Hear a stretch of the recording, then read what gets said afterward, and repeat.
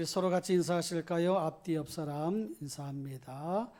기도하면 됩니다. 구하라, 찾으라, 두드리라. 믿음의 기도가 답입니다. 아멘. 믿음의 기도가 답입니다. 기도해 보니까 그렇더라고요. 다 기도한 대로 되더라고요. 할렐루야. 하나님이 얼마나 좋으신 하나님이신지. 할렐루야. 저희 어머니가 그냥 편안하게 이렇게 고통 없이 하나님 나라 갔으면 좋겠다 그랬는데 비교적 이렇게 병원에서 오랫동안 고통 없이 이렇게 접근하셨는데 평소에 늘 그러셨어요. 그리고 주일날 걸리지 않도록. 그건도 우리 뭐 힘으로 안 되잖아요. 수요일, 목요일, 금요일 이렇게 해서 이렇게 천국 가셨는데 어쨌든 여러분 기도 많이 하시길 바래요. 아셨죠? 기도한 대로 다 됩니다. 할렐루야. 오늘 내가 나를 사랑하느냐 이런 제목으로 말씀을 함께 보려고 해요. 내가 나를 사랑하느냐. 여러분 사랑에는 국경이 없다 그런 말 들어보셨죠? 정말 그런 것 같아요? 잘 모르시나 보다. 사랑에는 국경이 없어요. 요즘 국제결혼 많이 하시잖아요. 그래서 다문화 가정들도 많고 그런데 사랑하는데 무슨 국적이 장애물이 되겠습니까? 정말 사랑에 국경이 없는 건 맞는데 얼마 전에 방송에서 탈북에 성공하신 여성 한 분이 소개되었습니다. 이 여성분은 중국에 있는 북한 식당에서 종업원으로 일하시는 분이었는데 우리 거기에 대한민국 남성분 한 분이 손님으로 이렇게 가서 식사도 하고 이러다가 서로 눈이 맞았어요. 어떻게 맞았는지 모르는데 약간 사랑의 마음을 갖게 되었어요. 그러다가 이런저런 얘기하다가 탈북을 해야 되겠다 하고 이 여성분이 결심을 해서 그 남성분들과 얘기를 해가지고 탈북하기로 딱 결심하고 이제 날짜를 잡아가지고 밤중에 이렇게 했는데 감시를 틈타가지고 3층에서 뛰어내렸는데도 이렇게 다치지도 않고 사회가 드라마 같은 영화 속에 나오는 이야기 같은 그런 탈출을 성공을 해서 대한민국으로 무사히 와서 지금 결혼해서 잘 살고 있다는 그런 소식이었습니다. 탈북하다 잡히면 목숨을 잃을 수도 있고 심한 고문을 당한다고 그러잖아요. 그러다가 또 감옥 생활도 하게 되고 감시 대상이 되고 그러는데 목숨을 건 그런 탈출, 탈북의 그런 여정을 감행을 했던 거지요. 자유 대한민국 품으로 가서 살아야 되겠다. 사랑하는 사람과 함께 행복하게 자유롭게 살아야 되겠다 해서 탈출한 거예요. 여러분, 대한민국에 사시는 거 행복하시죠? 내가 보니까 절반만 행복한 것 같아. 행복하지 않으신 분들 그렇다고 북한으로 가려고 하지 마세요. 거기 사람 살 데가 못해. TV에 나오잖아요. 거기는 아주 김정은이밖에 모르는 그런 곳이니까. 또 우리 결혼하신 분들 목숨 걸고 사랑해 보셔서 사랑하셔서 이렇게 결혼을 하신 거죠? 어쩌다가 결혼하신 거예요? 대답을 잘 하셔야 되는데 어떻게 하다 보니까 결혼하게 돼서 이러면 안 되고 목숨 걸고 사랑을 이렇게 하셔서 지금 결혼하시게 됐단 말이에요. 아무튼 사랑에는 국경이 없다. 그 말은 그만큼 사랑의 힘이 크다는 것을 그렇게 표현을 한 거지요. 어떤 장애물도 극복하고 사랑으로 우리가 함께 행복하게 살자. 그래서 붙여진 그런 표현이란 말이에요. 여러분, 인생의 목적어가 몇 개가 있어요. 아니, 많아요. 어떤 사람은 가정이 인생의 목적어, 어떤 사람은 일, 어떤 사람은 성공, 어떤 사람은 인내, 어떤 사람은 온유, 어떤 사람은 또 자신의 사업, 뭐 이런 여러 가지 다양한 인생의 목적어. 그래서 나는 이걸 위해 살겠다라고 하는 분들이 있는데 사랑이라고 하는 단어도 인생의 목적어 중에 하나예요. 아유, 사랑하며 행복하게 살아야지. 나는 서로 사랑하며 살기 위해서 나는 지금 이렇게 열심히 일도 하고 또 이렇게 서로 이렇게 행복하게 좀 살고 있어. 이렇게 말한단 말이에요. 사랑을 주제로 한 노래도 많고 영화나 드라마도 참 많습니다.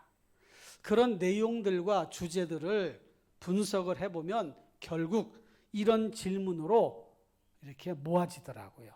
네가 나를 사랑하느냐? 당신이 나를 사랑해? 그 인생살이의 모든 그런 과정들은 결국은 그 하나의 질문으로 다 이렇게 모아지더라고요. 네가 나를 사랑하니?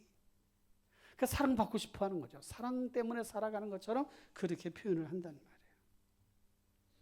내가 나를 사랑하느냐? 부부끼리 앉으셨으면 한번 해보세요. 내가 나를 사랑하느냐?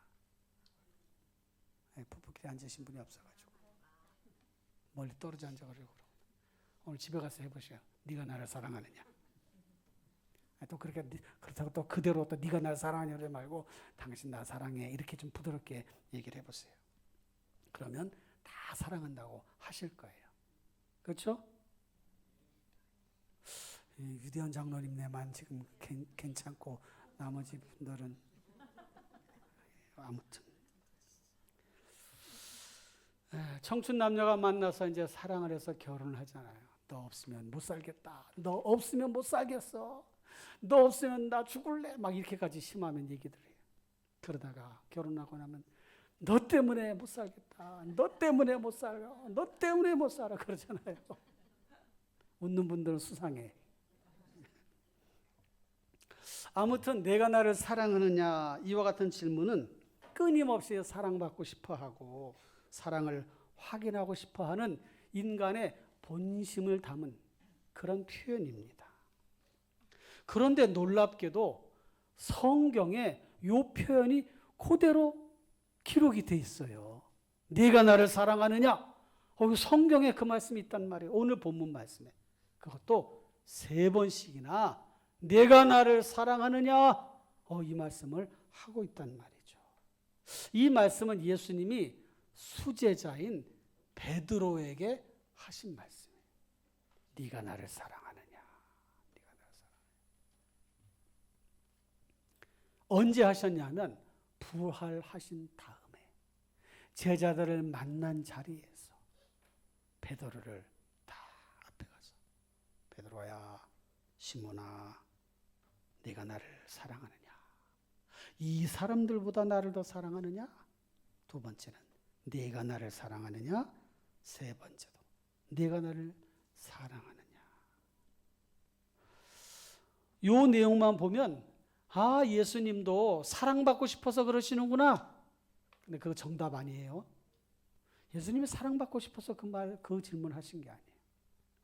또 그러면 예수님은 베드로가 예수님을 사랑하는지 아닌지 확인해 보고 싶어서 그런 질문하셨구나. 이것은 정답에 가깝지만 정확한 답은 아니에요. 왜 이 질문을 하셨을까? 베드로가 답을 한 다음에 예수님이 그 다음에 다시 재차 답을 하신 그 내용에 정답이 담겨져 있어요. 네가 나를 사랑하느냐? 예, 내가 주님을 사랑하는 줄 주께서 아시나이다. 그러니까 예수님이 내 양을 치라, 내 양을 먹이라 이러셨어요. 예수님이 베드로에게 물으신 이유는 요것을 내 양을 치라, 내 양을 먹이라 요 말씀을 하시려고 그렇게 말씀을 하신 거구나라고 알 수가 있는 거죠. 그러면 내 양을 치라, 내 양을 먹이라 요 말씀은 예수님이 베드로에게 어부일 그만두고 너 배도 버리고 다 돌아왔잖니. 가서 어부일 이제 어떻게 할 수 있겠니? 목축해라, 목축. 양 길러라, 가축 길러라. 그 말씀으로 하신 게 아니잖아요. 그렇죠?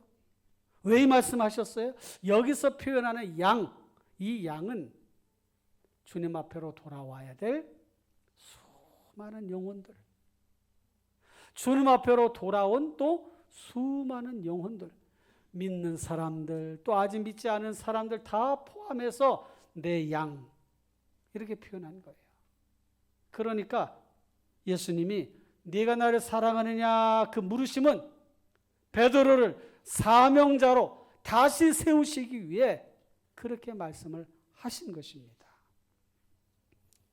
그런데 왜 부활하신 주님이 제자 베드로에게 와서 네가 나를 사랑하느냐라고 하셨겠어요?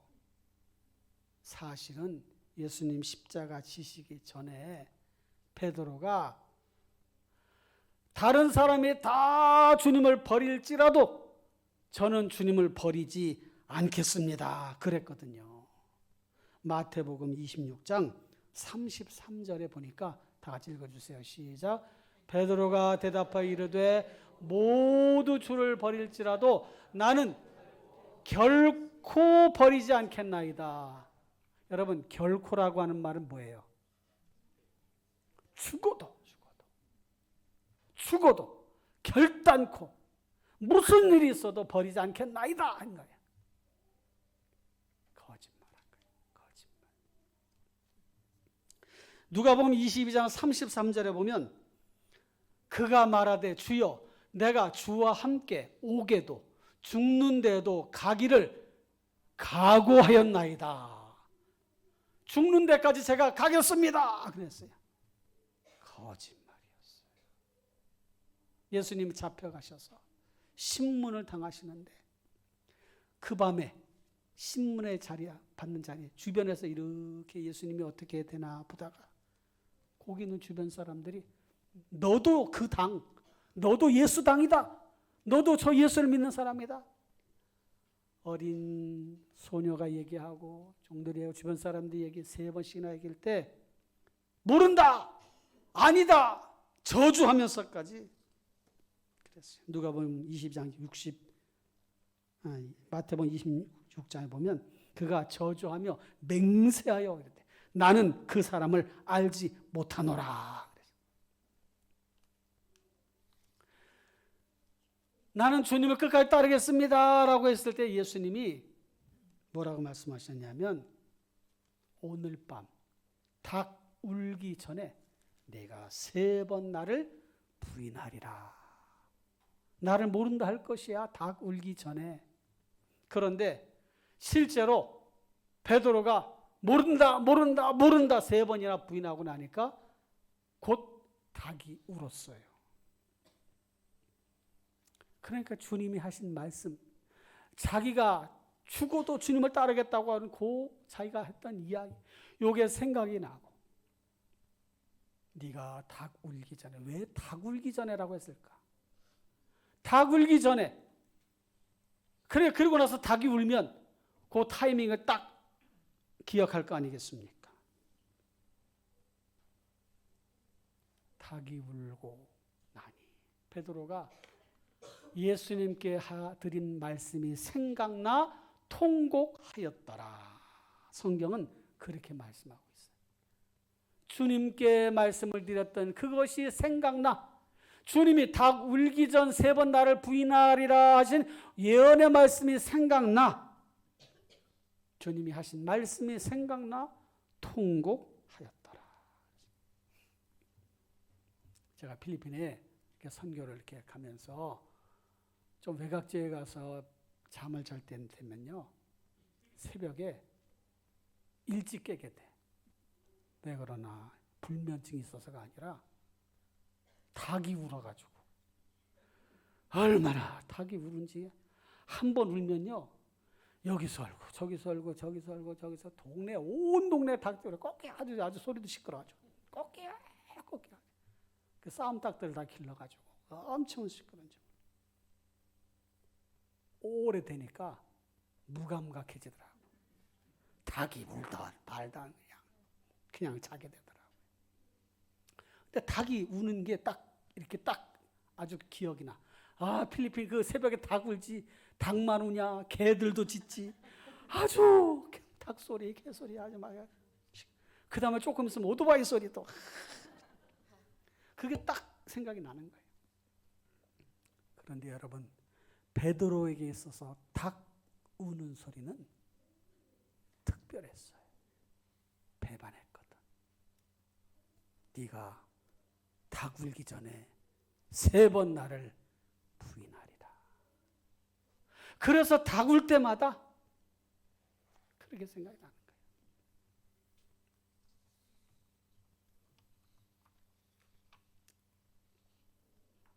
그래서 베드로가 닭을 안 먹었다고 하는 얘기, 그런 건 사람들이 지어낸 얘기니까 그런 거 믿지도 말고. 닭 그게 생각이 나는 거예요. 사랑하는 성도 여러분, 주님을 따르는 제자로서 우리는 사명자예요. 사명자. 주님이 우리에게 물으십니다. 네가 나를 사랑하느냐? 내가 나를 사랑하느냐? 내가 나를 사랑하느냐? 그 우리는 은혜 받아서 기쁨 속에서 제가 주님을 따르겠습니다. 그렇게 하겠습니다. 누가 주님을 맡겠습니까? 나는 주님이 죽는 데까지 가겠습니다라고 결심하고 다짐하고 맹세하고 그러다가 환경에 넘어지고 무너지고 힘들고 어려우면 주저앉고 또 주의 일을 하고자 할 때에 그게 마음에 힘이 되고 어려우면 또 못한다고 그래요. 우리가 하루도 못 가서 한 달도 못 가서 1년도 못 가서 아유 모릅니다. 몰라. 나는 몰라요. 나는 몰라. 그럴 때가 있어요. 사랑하는 성도 여러분, 오늘 네가 나를 사랑하느냐? 그 말씀을 여러분들을 불러가지고 아무개야, 은성아, 네가 나를 사랑하느냐? 이렇게 물으시는 것처럼 여러분들에게 그렇게 물으신다고 받아들이시기를 바라요. 그리고 여러분들은 주님, 제가 주님을 사랑합니다. 그렇게 대답하시기를 바라요. 그리고 내 양을 치라, 내 양을 먹이라 그러면 아멘 하시길 바라요. 내 양을 치라, 내 양을 먹이라. 그게 무슨 뜻이라고요? 이 세상의 수많은 사람들, 성도들을 섬기고 교회를 섬기고 또 다른 사람 섬기고 믿지 않은 사람들을 섬기는 일, 내 양을 치라 먹이라고 해서 양을 가서 막 때리라는 게 아니에요. 그냥 막 때리라. 양을 치라 먹이라 돌보라는 거다. 그 목회자들에게만 이 말씀 주신 거예요? 아니에요. 우리 모두에게 주신 말이에요. 베드로에게만 주신 말씀이 아니에요. 우리에게 주신 말씀이에요. 성경에는 사명에 관한 말씀이 많아요. 너희는 세상의 빛이라. 너희는 세상의 소금이라. 이거 사명이에요. 사명. 그래서 빛을 비추고 소금의 맛을 내라. 그거 사명이에요.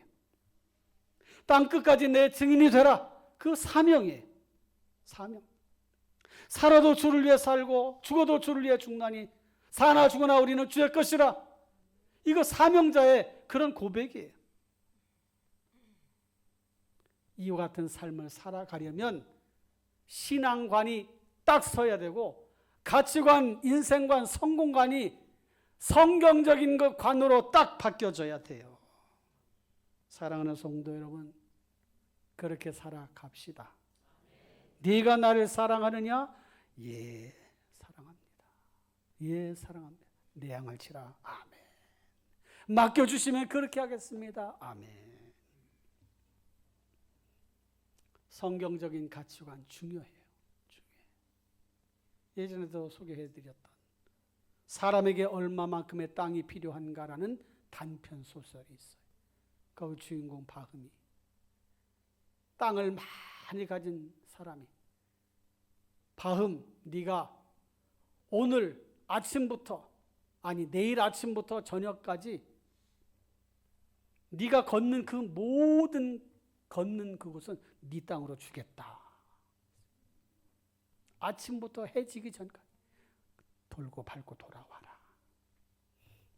그래서 이 바음이 열심으로 땅을 조금이라도 차지하려고 열심히 가는 거예요. 조금이라도 더 가라고 조금이라도.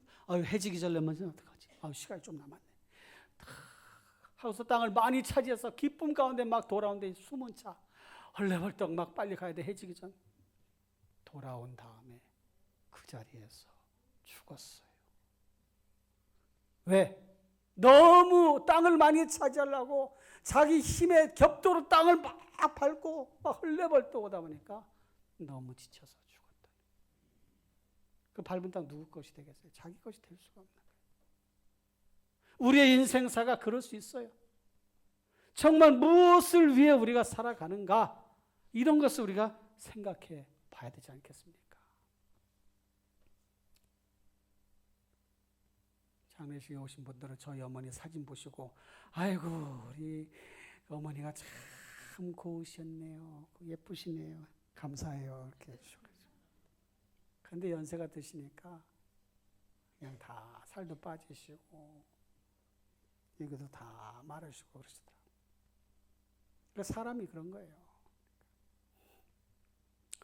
그 무엇을 위해서, 어떤 가치관을 위해서 살아야 되나? 여러분, 우리는 사명자다. 내 양을 치라 먹이라, 그 사명을 받은 사람들이다. 할렐루야. 그렇게 믿음으로 살아가시기를 주님의 이름으로 축원합니다.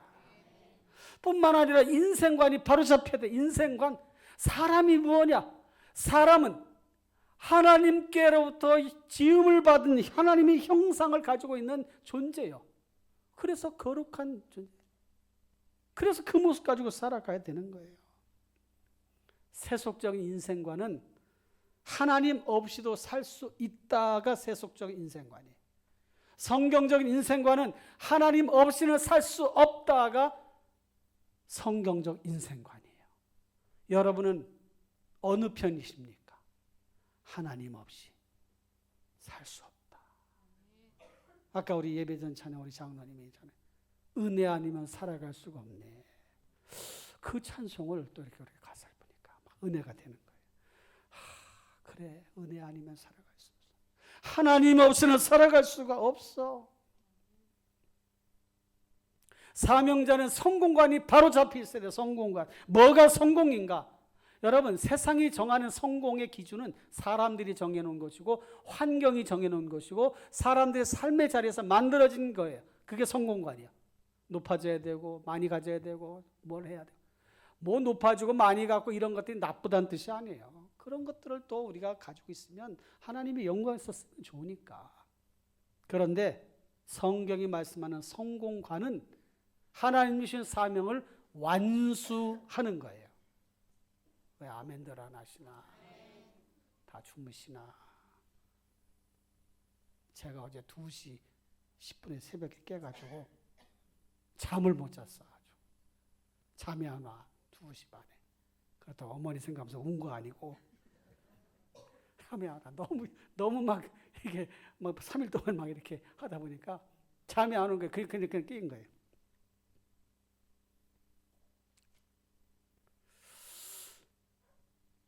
그런데 가만히 우리가 생각을 해보면 하나님께 사명을 주셨는데 그 사명을 다 했느냐 하지 않았느냐, 그게 우리에게 중요한 거예요.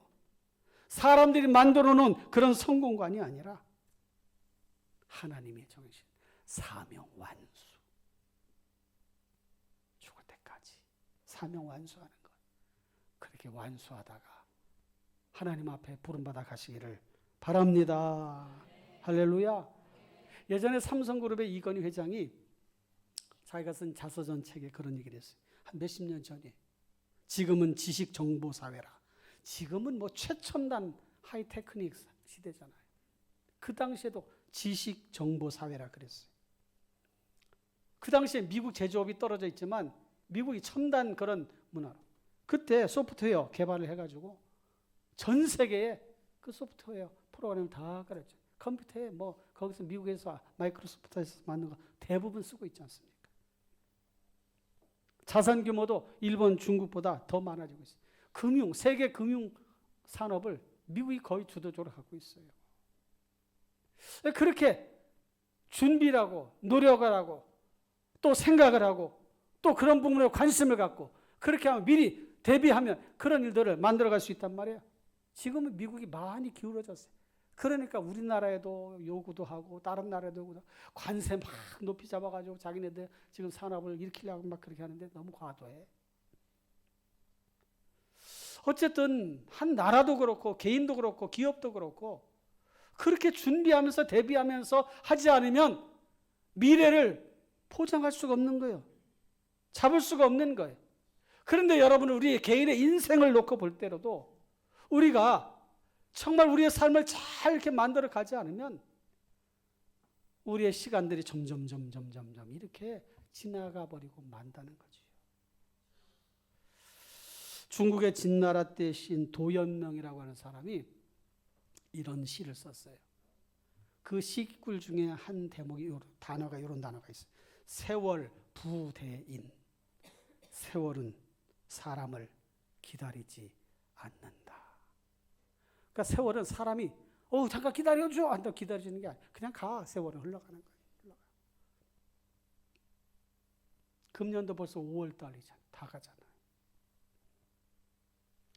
그런 시인의 시기가 아니더라도 우리는 이와 같은 인생의 원리를 잘 알고 있어요. 그런데 성경은 이보다 더 이렇게 말씀하셨어요. 세월을 아끼라.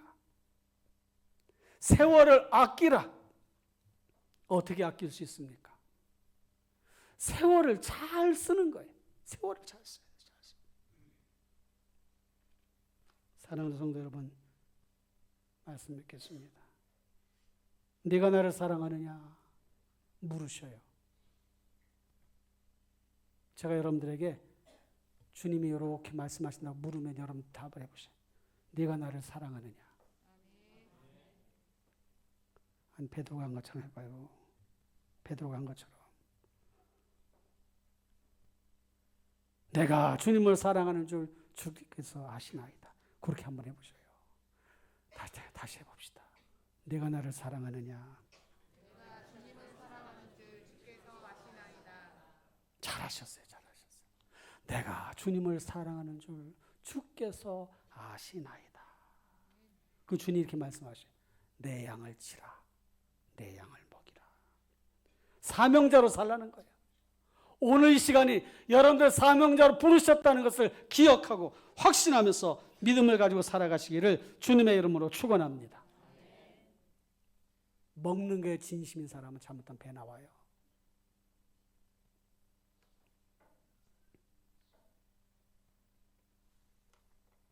노는 것에 진심인 사람은 잘못하면 카드값 어마무시하게 나와요. 무엇에 진심을 다하여 살아갈 것인가? 사랑하는 성도 여러분, 사명의 진심인 우리 성도님들이 됩시다.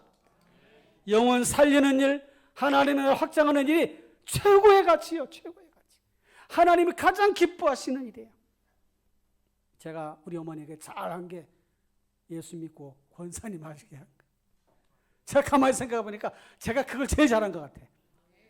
우리 어머니 예수 믿고 구원받고 천국 가게 된 거. 아이고, 아들로서 참 내가 잘했다. 잘했어. 여러분, 그런 마음을 가지고 믿음을 가지고 살아가시기를 주님의 이름으로 축원합니다. 오늘 결단과 결심합시다. 사랑하는 성도 여러분, 주님이 말씀하십니다. 내가 나를 사랑하느냐. 예, 제가 주님을 사랑합니다.